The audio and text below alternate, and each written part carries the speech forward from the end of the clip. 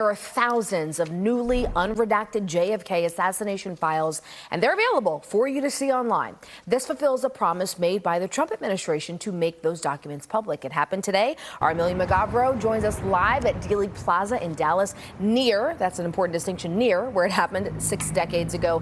Did anything stand out to you from what was released today, Amelia? Yeah, Nicole, before I answer that question, I first want to say that it's going to take a while before we know the full scope and significance of all of these documents. But I will say that our entire CBS team is working around the clock to review all of these files. But out of the documents that I did get a chance to read tonight, a lot of them had very important information on the whereabouts and ongoings of Lee Harvey Oswald leading up in the weeks and months leading up to JFK's assassination. So with all that said, this is something that America has certainly been waiting more than 60 years for. After more than 6 decades of waiting, several thousand new pieces of history now in America's hands. They've been waiting for that for decades. Then I said during the campaign I'd do it, and I'm a man of my word. On Tuesday, the Trump administration released thousands of unredacted files related to the assassination of President John F. Kennedy in 1963 in Dallas. Most of the files are now posted on the National Archives website, sharing important details about Lee Harvey Oswald, who investigators say was JFK's assassin. Even ones detailing Oswald's movement to Mexico and the Soviet Union months before the assassination.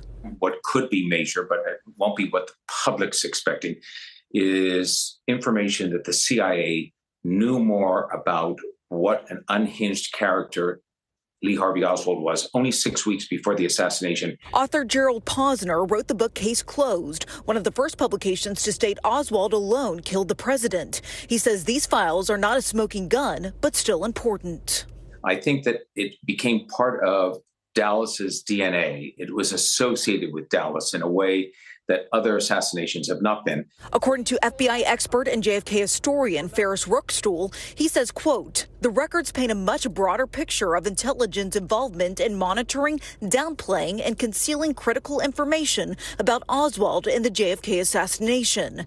The FBI and CIA had pre-assassination intelligence on Oswald's activities, but chose not to act, and later engaged in deliberate efforts to mislead official investigations. But despite the files, some folks still holding on to their own conclusions. People want to hear that, CIA was involved, the mafia was involved, George Hickey accidentally shot him, we lied to the world about it, and now we can't go back on it. And though nothing can erase that dark November day at Dealey Plaza, a veil on history has finally been lifted for all America to see.